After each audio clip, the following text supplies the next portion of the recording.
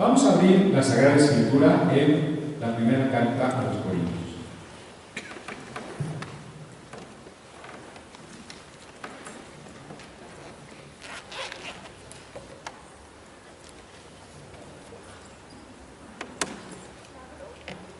Recuerden que nuestras reflexiones son seriadas, y así como tuvimos muchos domingos sobre el tema de Apocalipsis, muchos domingos sobre los 10 mandamientos y sobre el sermón de la montaña, hoy vamos a tener muchos domingos para estudiar la primera carta a los Corintios.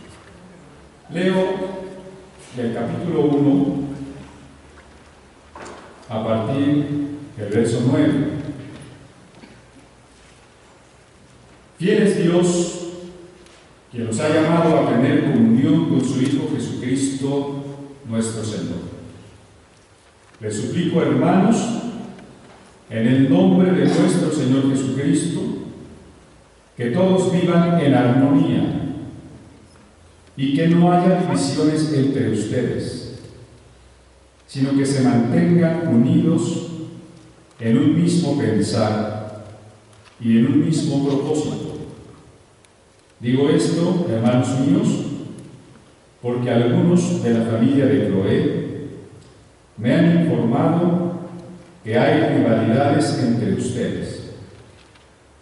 Me refiero a que unos dicen, yo sigo a Pablo, otros afirman, yo a Apolos, otros, yo a Cefas, y otros, yo a Cristo. ¿Cómo? ¿Está dividido Cristo? ¿Acaso Pablo fue crucificado por ustedes? ¿O es que fueron bautizados en el nombre de Pablo? Gracias a Dios que no bauticé a ninguno de ustedes, excepto a Crispo y a Gayo. De modo que nadie puede decir que fue bautizado en mi nombre. Bueno, también bauticé a la familia de Estefanas. Fuera de estos no recuerdo haber bautizado a ningún otro. Pues Cristo no me envió a bautizar, sino a predicar el Evangelio. Y eso sin discursos de sabiduría humana, para que la cruz de Cristo no perdiera su eficacia. La semana pasada decíamos que la Iglesia no puede ser identificada con una institución. Ninguna institución, porque evidentemente cada una tuvo un principio en un año X, un conjunto de personas, de creyentes, incluso de ministros, decidió formar una institución y le puso un nombre. Qué bueno que hay instituciones y que trabajan enseñando el Evangelio. De las muchísimas instituciones, ninguna es igual, ninguna es equivalente a la Iglesia de Cristo, porque la Iglesia de Cristo está formada por todos los verdaderos creyentes que hay en todo el mundo, independientemente de la institución a la que pertenece. Y no todos los que asisten a un templo, no todos los que trabajan o participan en una institución son siempre verdaderos creyentes. Así que las instituciones como tales no forman la Iglesia de Cristo. La Iglesia de Cristo está formada por personas, y por las personas que sean verdaderos creyentes. Por eso definíamos a la Iglesia de Cristo, como lo hacía el teólogo Emil Brunner, como la comunión con Cristo, con el Cristo vivo, y la comunión entre los creyentes. Por eso el verso número 9 lo reitera y dice: fiel es Dios que nos ha llamado a tener comunión con su Hijo Jesucristo, nuestro Señor. La palabra eclesia quiere decir la reunión o la asamblea de los llamados aparte. Por eso dice aquí que Dios en su fidelidad nos ha llamado.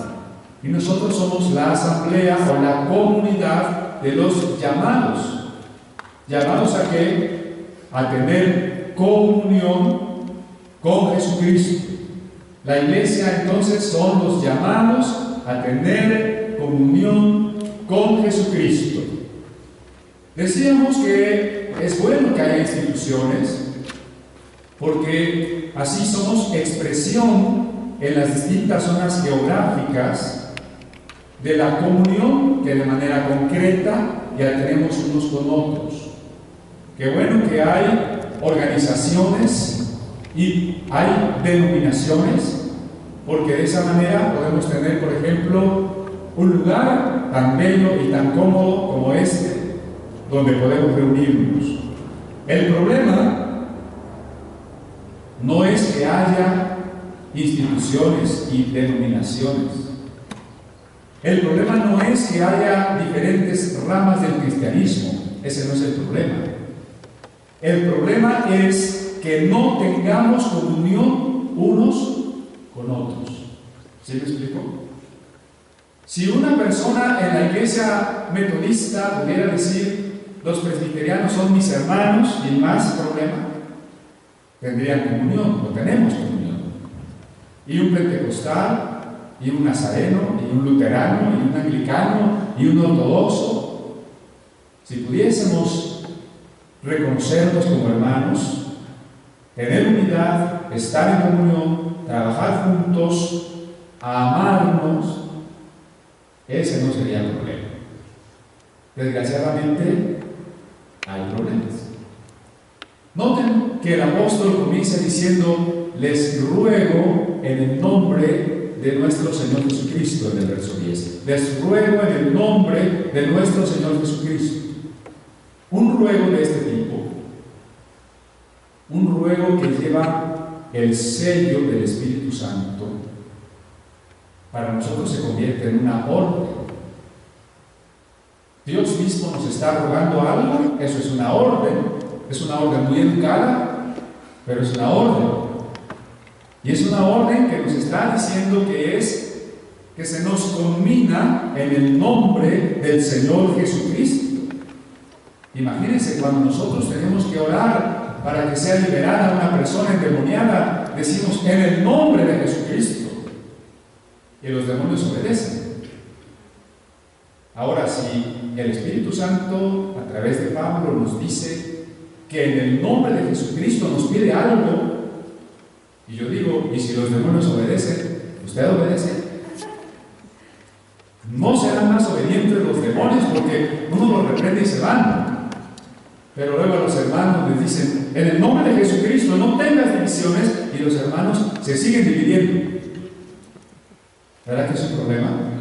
Pero vemos aquí que es un problema que había comenzado ya desde el primer siglo de la era cristiana. Cuando la iglesia del Señor comenzó, seguramente lo hizo, como relata el libro de los Hechos, de una manera maravillosa. Un derramamiento poderosísimo del Espíritu Santo, una unidad de la comunión, unidad en la oración, en el partimiento del pan, una unidad doctrinal de los que habían estado varios años con Jesús, un amor tal que los que tenían bienes los vendían y los repartían entre todos, y no había pobres. Así comenzó la iglesia. Pero muy prontamente la iglesia, al estar en el mundo, al ser una asamblea de pecadores, arrepentidos y perdonados, pero pecadores al fin, de inmediato comenzó su decadencia y su división. Lo natural es que cuando el Evangelio llegaba a un pueblo o a una ciudad, todos los creyentes, todos los que decidían ser discípulos de Jesús en esa ciudad, tenían que estar juntos. Imaginemos a Pablo, a Pedro, a cualquiera de ellos llegando a una ciudad y hablando acerca de Jesús, y la gente que escuchaba y que quería creer lo manifestaba bautizándose en agua. Y entonces, a partir de ese punto, formaban una comunidad, la comunidad de los discípulos de Jesús. Así que las iglesias, de acuerdo con los relatos del Nuevo Testamento, decíamos, no tenían nombre. No decíamos, esta iglesia de Éfeso se llama Juan 3:16 y la iglesia de Corinto se llama el Divino Salvador. No había eso, mucho menos una denominación. No decían, bueno, los de Tesalónica somos presbiterianos. Bueno, no, acá en Colosas somos pentecostales, ¿verdad que no? Al principio, de manera natural, todos los discípulos no eran más que discípulos y todos los discípulos estaban juntos. Pero, bueno, la separación es necesaria en un sentido. Hoy tenemos el gusto de tener con nosotros hermanos de Cuernavaca, pero tal vez no puedan venir todos los domingos. Si quieren, son bienvenidos, pero es muy difícil, ¿no? Porque ellos están muy lejos. Entonces, había una separación geográfica necesaria. Pero esa debió haber sido toda la separación que se daba en la iglesia. Una separación que, sin embargo, mantenía la unidad de espíritu. Les voy a poner un ejemplo. Cuando los discípulos fueron perseguidos en Jerusalén, salieron huyendo. Y cuando el Evangelio llegó a Samaria, y Felipe predicó, y las personas creyeron y se bautizaron, Dios no completó los dones a la iglesia hasta que no llegaron representantes de la iglesia de Jerusalén, en este caso Pedro y Juan. Cuando Pedro y Juan llegaron a Samaria y pusieron las manos sobre los creyentes nuevos, ellos empezaron a recibir el Espíritu Santo. ¿Por qué no pudo Felipe hacer todas las cosas él solito? ¿Por qué fue necesario que Jerusalén respaldara la obra en Samaria? Pues para que hubiera una evidencia de la unidad de la única iglesia de Cristo, independientemente del lugar en donde esa congregación esté. Somos una sola iglesia. Entonces, ¿por qué nos empezamos a dividir? Nos empezamos a dividir por muchas razones. Insalvables, si se quiere, en el siglo XXI. Lo que debemos hacer, espero estar subrayando esto, es tener una comunión abierta. No estamos pidiendo que se acaben los presbiterianos, ¿me explico? No estamos pidiendo que se acaben los luteranos, no necesariamente. Lo único que estamos pidiendo es que nos amemos, que nos reconozcamos como hermanos. Pero es importante ver cómo empezaron las divisiones. Empezaron primero porque las personas naturalmente también tienen preferencia por algún predicador. Noten ustedes cómo dicen aquí: yo soy de Pablo, yo soy de Pedro, yo soy de Apolos. La obra en el puerto de Corinto había comenzado con Pablo. Él llegó, como lo enfatiza en la segunda carta, y fue como un padre para ellos. Él les llevó el Evangelio. Con él conocieron la palabra de Dios. Entonces muchas personas amaban a Pablo y les gustaba cómo predicaba Pablo. Solamente que Pablo era un apóstol verdadero. La palabra apóstol no significa un señor barbón que está en un nicho y que le ponemos unas veladoras. No significa eso.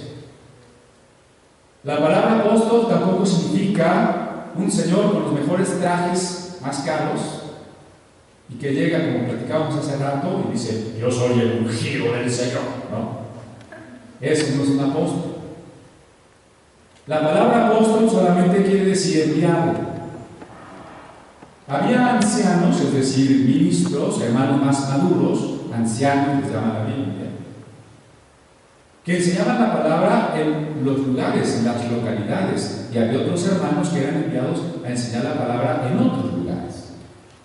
Los apóstoles no son más que los ancianos comisionados, por eso también se usa la palabra misionero, para ir a abrir nuevas comunidades o para confirmar, fortalecer a las comunidades que ya existen. Y esos apóstoles, esos enviados, siempre iban de dos en dos, cuando menos, como Jesús lo había enseñado. Por eso en la carta dice Pablo y Sóstenes, Pablo y Timoteo, Pedro y Juan, Pablo y Bernabé, Pablo y Silas. No había el ungido del Señor, sino los sirvientes. Jesús nos había enseñado que los que seamos los primeros debemos ser los servidores. Si alguien exige para sí reconocimiento, dinero, sujeción, si alguien presume de tener la autoridad y la unción, no tiene nada. Porque los encargados de dar la palabra debemos ser los sirvientes. En todo lo que significa la palabra sirviente. Si usted quiere que le volé los zapatos, pues más me avisa. ¿No? Porque así debe de ser. Entonces, como Pablo no sabía de coberturas, yo me encuentro esa palabra en el Nuevo Testamento, ¿no? Fundó la iglesia de Corinto y se fue. ¿No creen ustedes que Pablo dijo en su lista de iglesias, Corinto es mía, así que, Pedro, tú ahí ni te metas, es mi cobertura? Porque el apóstol está para servir a la iglesia universal, sin búsqueda de una ganancia personal o particular. Cuando un predicador va a un lugar y de antemano pone la condición de que le van a dar una buena ofrenda, ya no está sirviendo al Señor. Si alguien va a una iglesia solamente porque espera llevarse gente para su propia iglesia, o para que esa iglesia entera se meta bajo su cobertura porque él necesita tener más iglesias, no está sirviendo al Señor. Está sirviendo su obra, sus intereses. Pablo fundó muchas iglesias, pero jamás usó una expresión semejante a estas son mis iglesias. Y cuando sabía que podía no regresar a un lugar, simplemente se despedía y les decía: tengan cuidado, porque aún de entre ustedes se levantarán lobos rapaces. Y seguía.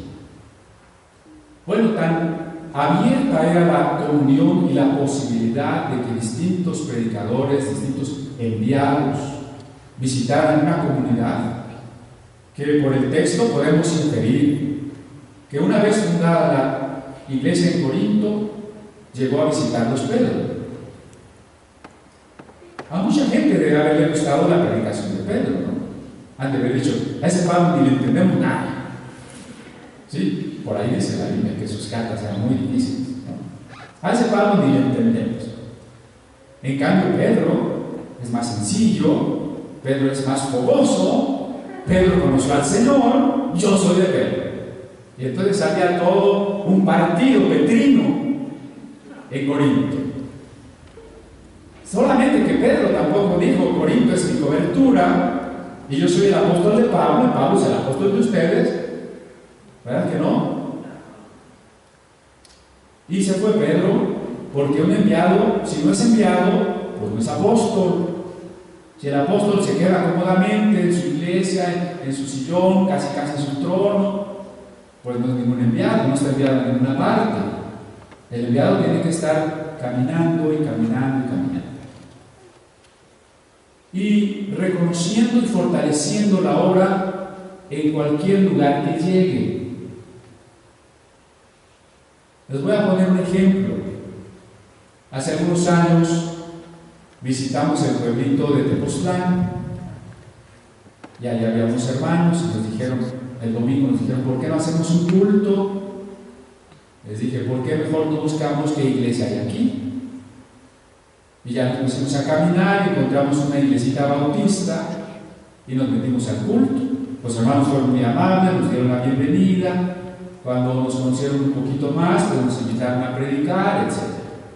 Entonces no tenía sentido tratar de iniciar una iglesia nueva cuando en ese lugar ya había otra y esa otra nos recibía bien. ¿Me explico? Pedro no dijo, bueno, Pablo ya fundó su iglesia de Corinto, ahora yo soy Pedro, yo pongo mi otro local y nosotros somos los petrinos y allá están los paulinos. Pedro llegó a la misma iglesia. Quizás el problema no era Pedro, sino los admiradores de Pedro. A veces nosotros le hacemos tantas caravanas al predicador que le hacemos mal, ¿verdad? Después llegó Apolos. Apolos era un griego muy culto, seguramente filósofo, que se había convertido en judío. Después de judío se había convertido en discípulo de Juan el Bautista, y después de ser discípulo de Juan el Bautista había conocido a Cristo. Y por ahí dice el libro de los Hechos que era vehemente en las discusiones con los judíos no creyentes y prácticamente los dejaba callados. Así que cuando Apolos llegó a Corinto, mucha gente también dijo, no, yo soy de Apolos, porque este hombre es un erudito, este hombre es un gran orador, este hombre sabe apologética. No tiene que ver con Apolos, pero sabe apologética, ¿verdad? Y entonces se hizo el partido apolíneo. Y luego había los hermanos que decían, yo soy de Cristo. Eso parece muy espiritual, pero ¿sabe usted? Eso también es muy carnal. Porque eran los que decían, alguna vez le pregunté, me encontré a alguien en el metro, ¿no? Iba leyendo la Biblia y le di un folletito del Museo de la Biblia, le dije, lo invito a la exposición, y algo me preguntó, muy extraño, y yo le dije, ¿ustedes no creen en pastor?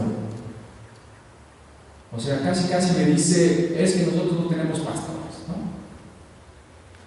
O alguien dice, y recién, no necesito ir a la iglesia, yo soy de Cristo, ¿para qué voy a la iglesia? En términos contemporáneos, el que critica todas las denominaciones y dice que no tiene ninguna, la verdad es que sí tiene, pero la actitud que tiene es esa un poco soberbia de decir, yo soy de Cristo. Tú, pobrecito hermano, tú eres de Asambleas de Dios, tú eres del alto, Pentecostés independiente, pero yo soy de Cristo. Todos somos de Cristo, hermano, ¿no? Y si usted hace una iglesia que no tiene denominación, pues ya es una nueva denominación, quiera o no quiera, no es posible de otra manera. Entonces el primer problema fue que las personas empezaron a dividirse porque admiraban a los ministros. Seguramente otra razón de divisiones empezaron a ser las doctrinas. Por allá Juan habla de un Diótrefes, Pablo habla de un Himeneo y de un Fileto, así se llamaban, que se habían dividido de la iglesia y que habían introducido herejías. Y entonces las personas se reunían también ya en otra parte. Los gnósticos fueron una secta muy importante en esa época, los judaizantes, esos dos fueron los dos movimientos que más lastimaron a la iglesia de Cristo, los gnósticos y los judaizantes. No debemos dividirnos por doctrinas que no sean fundamentales. Si alguien nos dice, bueno, yo no creo en Dios, bueno, sí, que vaya bien, ¿no? Si alguien nos dice, yo no creo que Cristo resucitó, bueno, pues es otra cosa. Pero si no es una doctrina fundamental la que está en cuestión, nosotros debemos ser tolerantes con todas las diferencias. Hermanos, yo creo que hay que aplaudir, yo creo que es irreverencia aplaudir. Bueno, pues, de este lado se sientan los que aplauden, de este lado los que no aplauden, y ya, se acabó el problema, ¿no? Hermanos, que yo creo que el día del Señor es el sábado. Bueno, pues venga el sábado. Nosotros vendríamos el domingo y el que trabaja el domingo, pues, y puede venir el lunes, pues que venga el lunes, ¿no? No pasa nada. Hermanos, que yo creo que el bautismo es echarlo ahorita en la cabeza. No, yo creo que hay que meterlo en el río. Pues bautícese como quieran, pero bautícese. No podemos separarnos por doctrinas no esenciales. No estamos autorizados por el Señor para lastimar el cuerpo, para mutilar el cuerpo de Cristo. Porque nos dice claramente la carta a los Efesios que tenemos un Señor, un Dios, una fe, un bautismo, un espíritu. Porque nos está rogando aquí Dios, a través de Pablo, nos está rogando que guardemos la armonía y la unidad del cuerpo de Cristo. Oiga, hermano, pero aunque nosotros queramos ser de comunión abierta, los demás a veces no quieren. Eso es verdad.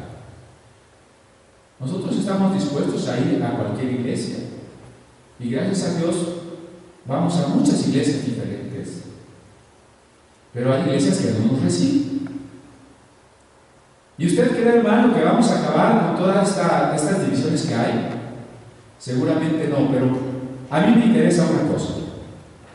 Que cuando estemos frente al trono del Señor, no nos pueda decir que nosotros fuimos de los divisores.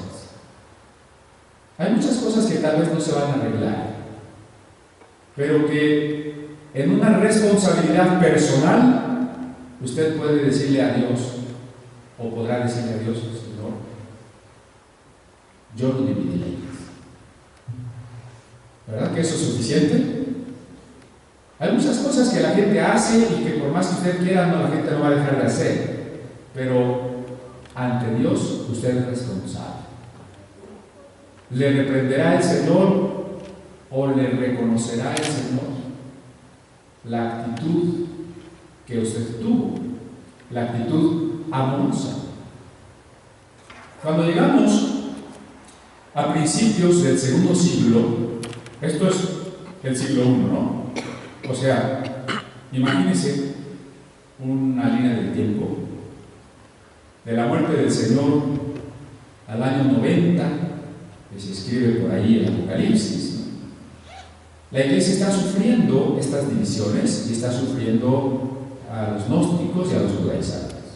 Un poquito más adelante, por ahí del año 120, hay un grupo de ancianos que empieza a utilizar un nombre de manera equivocada, y esa es la palabra obispo. Dejan de ver la palabra obispo como cualquier anciano, cualquier pastor, y empiezan a suponer que el obispo es un pastor que tiene a su cargo a los demás pastores. Ese es el inicio de la pérdida de la igualdad. Déjeme decirle, hermano, que aquí todos somos iguales. Todos somos iguales. Yo no soy más que ustedes. Los hermanos varones no son más que las mujeres. Todos somos iguales. Si usted le va a pedir algo a Dios, usted se lo puede pedir directamente en el nombre de Jesucristo. No diga, pastor, usted que está más cerca del Señor. Eso no es verdad. Todos estamos igualmente cerca porque Cristo murió por todos igualito. La muerte de Cristo es igual para todos nosotros. Todos hemos recibido el Espíritu Santo. Por eso decía yo, cuando le dicen, ve al auditorio tal porque va a estar el hermano perengano que trae la unción, acuérdese usted de una cosa, el Espíritu Santo vive en mí. Nadie me va a dar la unción. Yo soy el templo del Espíritu. Y lo que el Espíritu está esperando de mí es que yo me entregue a Él. Nadie trae una cosa que se llama la unción y me la va a poder repartir. Y igualmente, si usted se encuentra un endemoniado, les dije alguna vez, ni me llame por teléfono, pastor, venga rápido porque hay un endemoniado. Yo lo que le voy a decir es, usted expúlselo. A mí déjeme dormir. Porque todos somos iguales. ¿Me explico? Todos somos iguales. Cuando empieza a usarse la palabra obispo como el representante de un lugar o de toda una región, comienzan las diferencias entre creyentes. Ahora unos se van a constituir en los laicos y otros se van a constituir en el clero, en los sacerdotes. Y se va a sobreentender que el obispo es el único que tiene la autoridad, la verdadera doctrina y el poder de realizar los sacramentos. Y entonces empieza a hacerse grande ese abismo entre el pueblo y el clero. Pero eso no es todo. Conforme el tiempo avanza más, los obispos van gobernando regiones más amplias y los obispos de las ciudades más importantes tienen más recursos y tienen más poder político. Es tan sencillo, ¿con quién va a tener más conocidos, más influencia, más ofrenda? ¿El pastor del pueblito de por allá o el de una ciudad importante? Entonces los obispos de Antioquía, de Damasco, de Jerusalén, de Roma, de Constantinopla, ciudades importantes, empezaron a tener tal influencia que también comenzaron a rivalizar entre ellos para ver quién debería ser el más importante en la iglesia. Noten ustedes qué dañino es que una persona quiera sentirse importante en la iglesia, que una persona quiera ser reconocida como gran predicador, gran profeta, o como el que trae la última revelación. Eso hace mucho daño, porque una raíz del pecado es el orgullo. Y si el orgullo está en los que predicamos, hay poca esperanza. Si el orgullo está en los que predicamos, entonces la desgracia se ha cernido sobre la iglesia de Dios. Cuando estos obispos empezaron a disputarse la primacía sobre toda la iglesia de Cristo, finalmente llegamos alrededor del año 501, fíjense cuántos años después de la muerte de Cristo. En el año 501, el obispo de Roma, siendo que la iglesia no había nacido en Roma, ni Cristo había estado nunca en Roma, ni Roma era la ciudad de Jerusalén, el obispo de Roma exigió ser reconocido como el pastor de todos los pastores, como la cabeza de toda la iglesia en todo el mundo.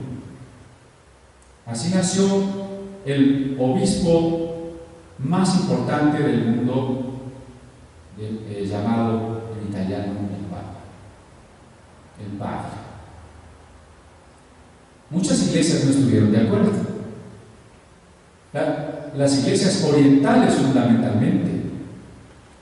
Así que se separaron o manifestaron su diferencia, su no sujeción al obispo de Roma. La iglesia copta, que es la iglesia de Egipto, la iglesia abisinia, que es la iglesia de Etiopía, la iglesia siriaca en sus diferentes ramas, maronita, jacobita, los mandeos, la iglesia armenia, la iglesia árabe, todas las iglesias antiguas orientales, que eran más antiguas todavía que la iglesia latina o la iglesia romana, no aceptaron que el obispo de Roma fuese la cabeza de la iglesia. Y ahí sucedió la primera gran separación, el primer gran cisma de la iglesia cristiana. O sea, el primer problema fue crear las jerarquías, ¿no? Jerarquía viene del griego y significa poderes santos. Aceptar o crear poderes santos fue lo primero que dañó a la iglesia, y luego la separación de las iglesias ya a un nivel macro se dio cuando las antiguas iglesias orientales prefirieron estar separadas que aceptar la imposición de Roma. Siguió pasando el tiempo. Cuando llegamos al siglo XI, alrededor del año 1010, vino otra separación. Casi la mitad de la iglesia estaba del lado oriental de habla griega y la otra parte de la iglesia estaba del lado occidental y se hablaba en latín. Había muchas diferencias teológicas entre la iglesia griega y la iglesia latina. Había diferencias en el concepto acerca de la Trinidad. Por ejemplo, decía la iglesia romana: creo en el Espíritu Santo que procede del Padre y del Hijo. Y decía la iglesia griega: yo creo que el Hijo procede del Padre y del Espíritu Santo.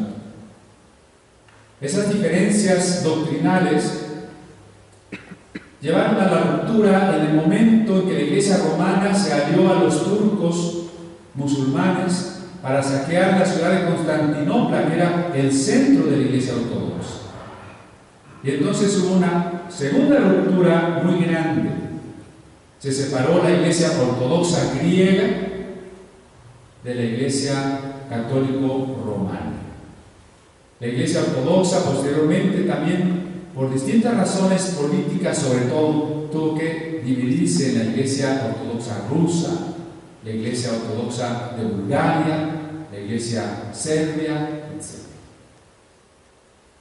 Así que ya teníamos muchas ramas del cristianismo en ese momento. Sigue pasando el tiempo y llegamos por allá del año 1517. Cuando en gran parte de Europa la gente no conoce la Biblia, es más, la lectura de la Biblia está prohibida. Por si eso fuera poco, la Biblia, los escasos ejemplares que hay están en latín. Además, la gente no sabe leer y obtener un ejemplar de esos es carísimo, inaccesible. En esas circunstancias de desconocimiento de la Biblia, aún por parte de sacerdotes, lo que la gente conoce son leyendas.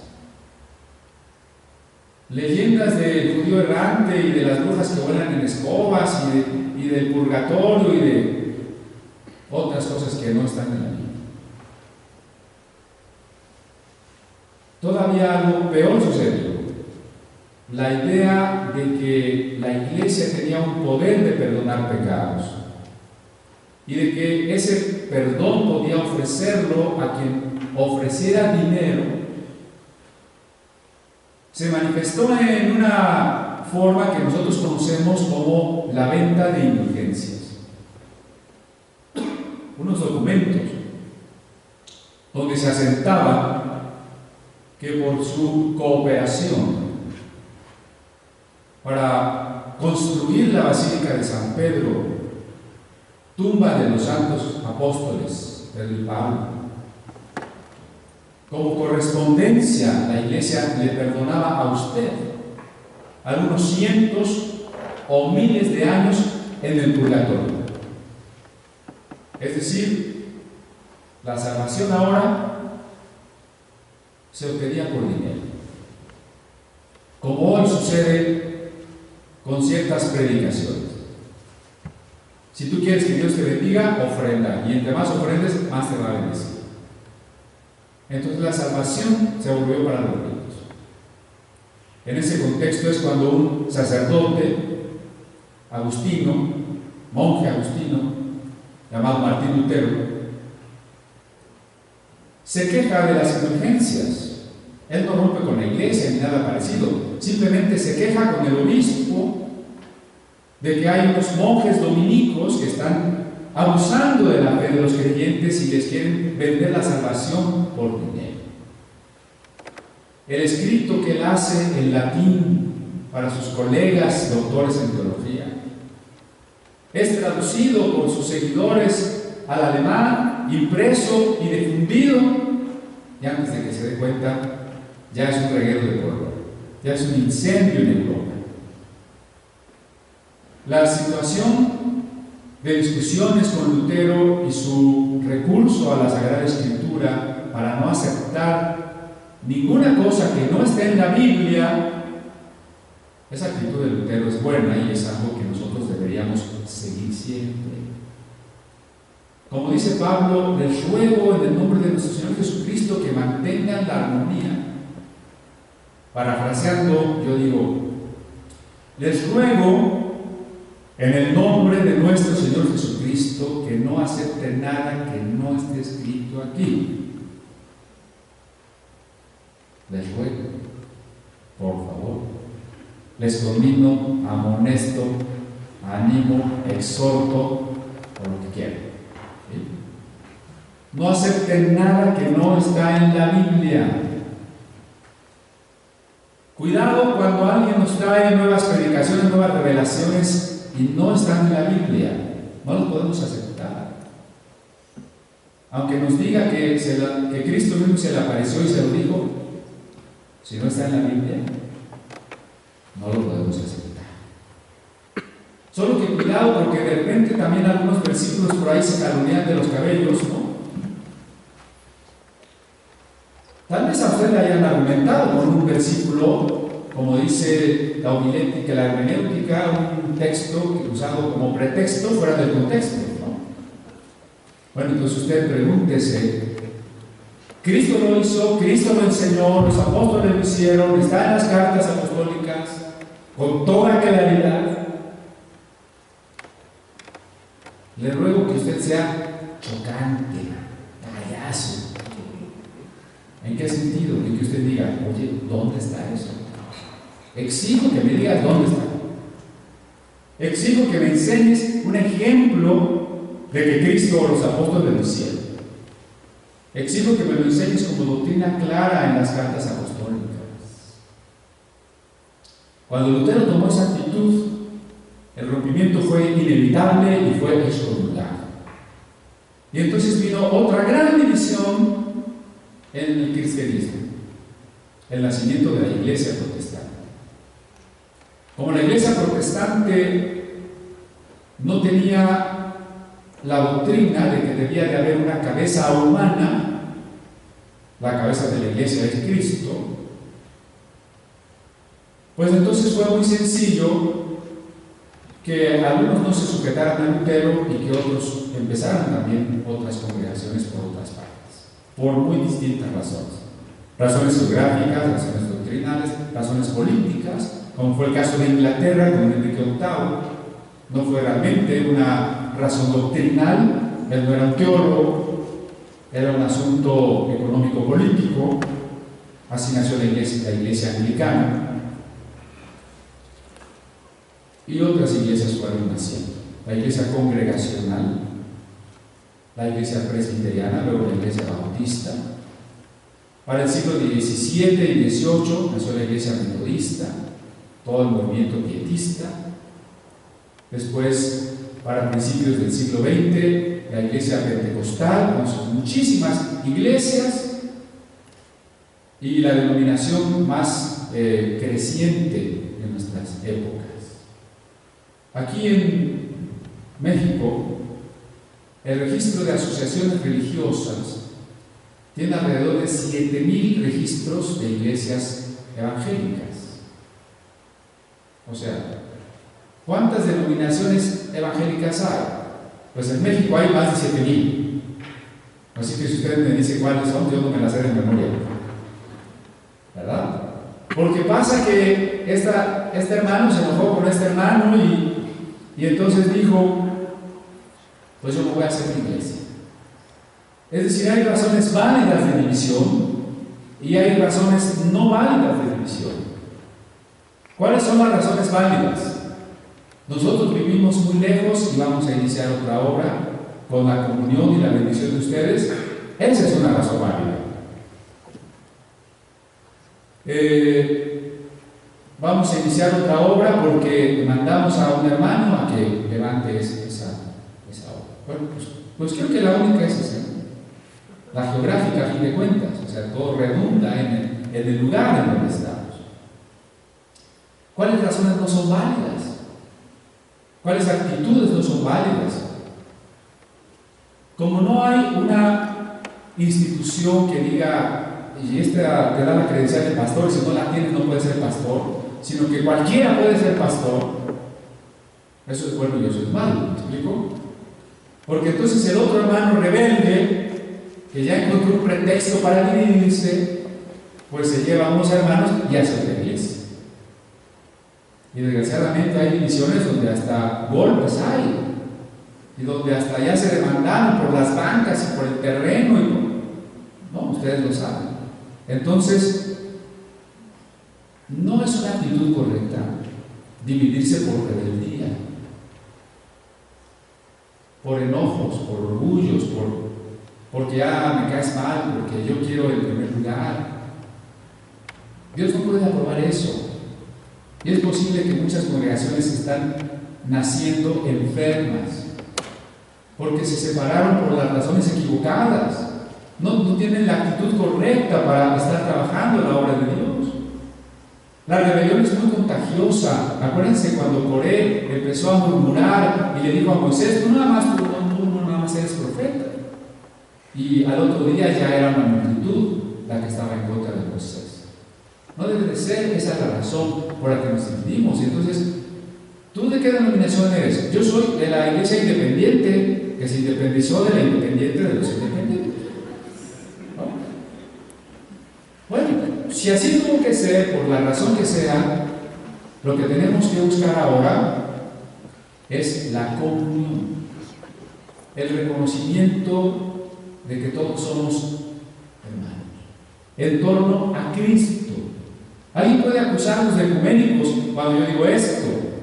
Ecuménico en el mal sentido, es decir, que no nos importa la doctrina, si creen en Cristo o no creen en Cristo, que todos estemos juntos, hinduistas, budistas, sintoístas, todas las religiones son iguales. Ese es el ecumenismo mal entendido. Pero cuando estamos diciendo que todos los que estamos en torno a Cristo, todos los que somos verdaderos creyentes, somos hermanos, entonces estamos hablando de la unidad que pide la Sagrada Escritura, de la unidad que Dios, como un Padre que ve a todos sus hijos divididos y peleados, desea, de la unidad de la que oró Cristo la última noche antes de morir, cuando dijo: Padre, que todos sean uno para que el mundo crea. Estamos hablando de esa unidad. Inmediatamente después el apóstol Pablo dice: yo no bauticé a nadie. ¿Qué tiene que ver el bautismo? Bueno, miren, la mayoría de iglesias protestantes no bautiza a las personas de manera inmediata. Es decir, usted nos llega a una iglesia o alguien le habla de la palabra y usted dice: bueno, sí quiero creer, y en ese momento no lo bautizan. Lo mandan a 1 año o 2 años después. No nos vamos a separar por eso, pero déjenme decirle que así no era en el Nuevo Testamento. En el Nuevo Testamento la gente era bautizada en el instante que creía, porque el bautismo era la manera de decir: creo. A ver, ¿quién quiere aceptar a Cristo? Alce la mano. Pedro no hubiera dicho eso. ¿Sabe qué hubiera dicho Pedro? ¿Quién quiere aceptar a Cristo? O tal vez hubiera dicho diferente: ¿quién quiere entregar su vida a Cristo? Bautícese. Alzar la mano es fácil, ¿no? Entender que mi decisión es tan seria que me voy a ir a meter al agua y en ese momento ya voy a ser un discípulo. Ese sí, es otra manera de que nazcan cristianos fuertes, no cristianos tan blandengues, ¿no? Entonces el bautismo era inmediato. Acuérdense cuando Pedro predicó y 3,000 personas se bautizaron. ¿Ya venían preparadas? Venían de muchos países y no sabían que se iban a encontrar con un fuego y un estruendo y que un tal Pedro les iba a decir que el Mesías ya vino y que nadie sabía eso, así que no traían su bata blanca, ni su toalla, ni nada. ¿Sí? Y cuando Pedro predicó, no dijo: a ver, ustedes los 120, háganle un examen rápido a ver si están casados por el civil o por la iglesia, o si fuman, si no fuman, y los que pasen el examen, ¿me los bautizan? No, man. Arrepiéntanse. ¿Quién se quiere arrepentir? Pues yo, al agua. Ese día se bautizaron 3,000 personas. Hay otro caso, ¿no? Es medianoche. Hay un terremoto. Un hombre se quiere suicidar. Pablo le dice que no se suicide. Aquella persona quiere creer en Cristo. Son las 3 de la mañana. Hace más frío que aquí. Y ese hombre con toda su familia se salen al patio y se meten a la pileta y se bautizan a las 3 de la mañana. ¿Sí me estoy explicando? O sea, el bautismo era inmediato porque era la manera de decir: soy creyente, quiero ser discípulo. Por eso el bautismo es la identificación con el Maestro. El Maestro es Jesucristo y yo soy el discípulo. Sumergirse en agua significa que estoy aceptando pertenecer a la escuela y a la asamblea de Cristo. El bautismo era una práctica común en aquel tiempo entre los esenios, entre los seguidores de Juan el Bautista y entre los griegos también. Y representaba la iniciación a una escuela. Así que cuando los creyentes se bautizan en el nombre de Jesús, se están identificando con Jesús, se están convirtiendo en discípulos de Jesús. Por eso Pablo dice: yo no bauticé a nadie y no los bauticé en mi nombre. Porque si yo hubiera dicho: yo te bautizo en el nombre de Pablo, ahí sí, hermano, con todo derecho usted podría decir: yo soy Paulino. ¿Verdad? Cuando tenemos bautizos en la iglesia, yo no bautizo. ¿Cuántos hermanos han bautizado últimamente? ¿Quiénes me han ayudado a bautizar? Pues, bueno, nomás 2 están. ¿A quiénes bauticé yo? Alcen su mano. Bueno, están bautizados para empezar, ¿no? Bueno, el chiste es que Pablo entiende que las personas que escuchen el Evangelio deben bautizarse, pero que no es necesario que los bautice el ministro. Caray. ¿Quién no es el pastor el que bautiza, casa, da la Santa Cena y presenta a los niños y unge a los enfermos y va a los funerales? ¿No era el pastor? ¿No para eso le pagamos? Pues no, hermano. Ya le expliqué que fue en el siglo II cuando el obispo empezó a acaparar la idea de los sacramentos. Pero cuando en el siglo I todos éramos iguales, pues todos hacían todo. La orden de Jesús es: hagan discípulos y bautícenlos, si son pastores. Si no, pues no. Así dice el texto. El texto de ir y predicar y bautizar es para todo creyente. ¿Usted se fijó que yo no di la Santa Cena? Oró por la Santa Cena una mujer y la repartió una mujer y un hombre. ¿Sí se fijó?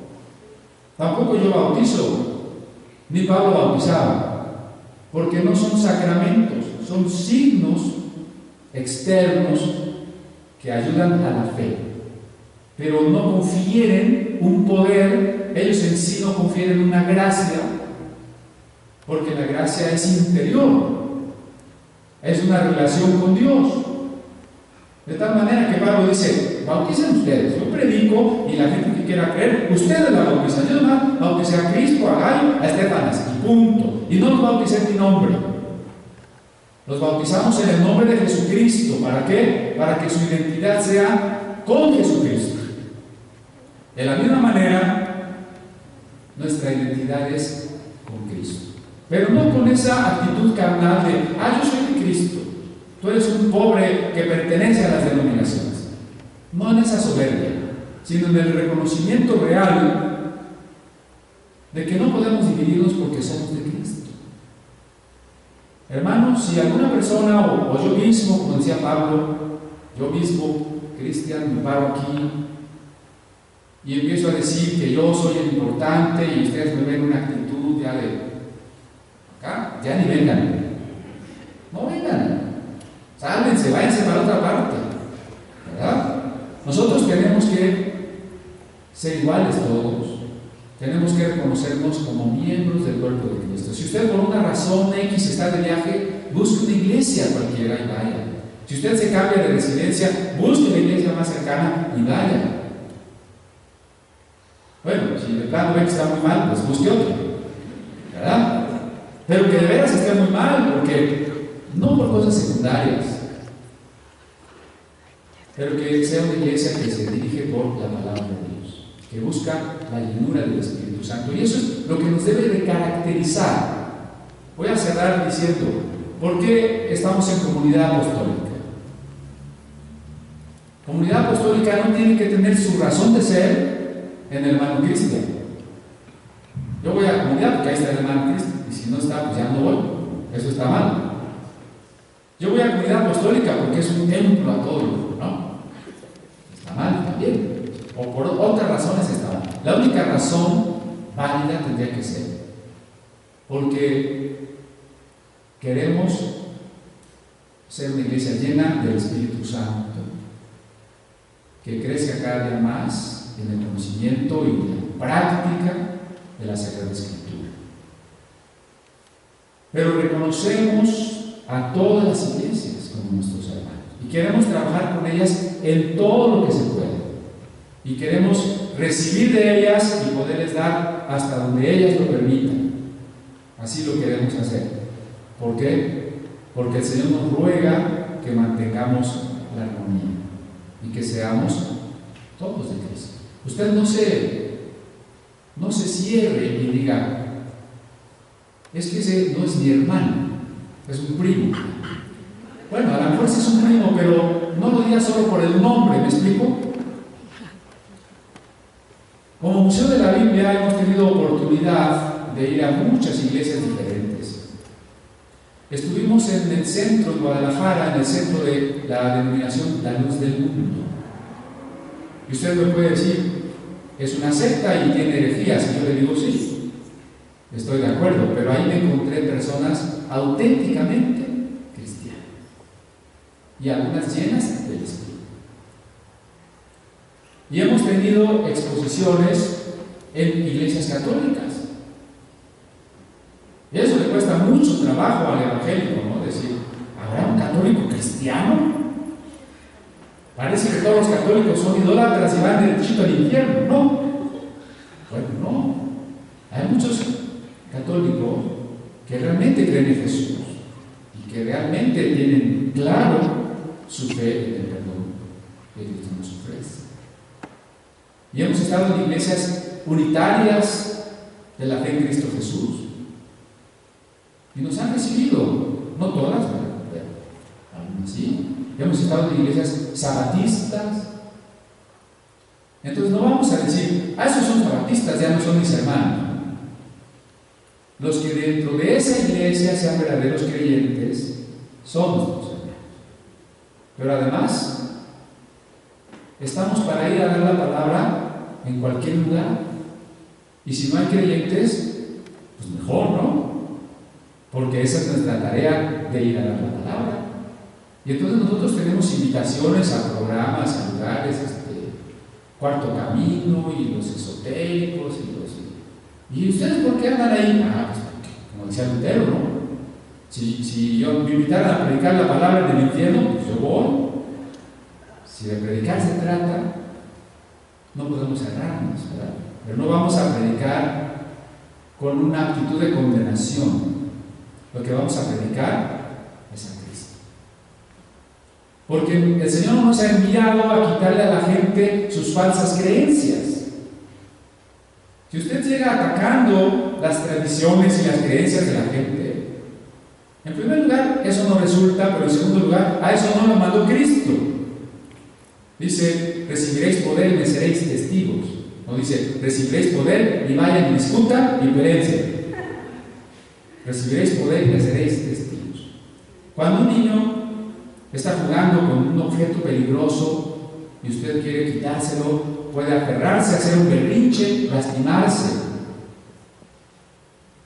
Si usted en vez de eso llega y le ofrece un chocolate, el niño va a soltar el cuchillo, la pistola y va a tomar el chocolate.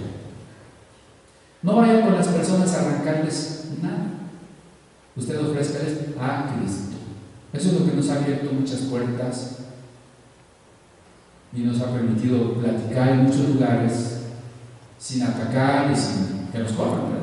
¿A qué vamos? Pues a dar a Cristo, porque Cristo es el centro. Hemos sido llamados a tener comunión con Cristo. La iglesia son los que tienen comunión con Cristo. Todo el que tiene comunión con Cristo es nuestro hermano.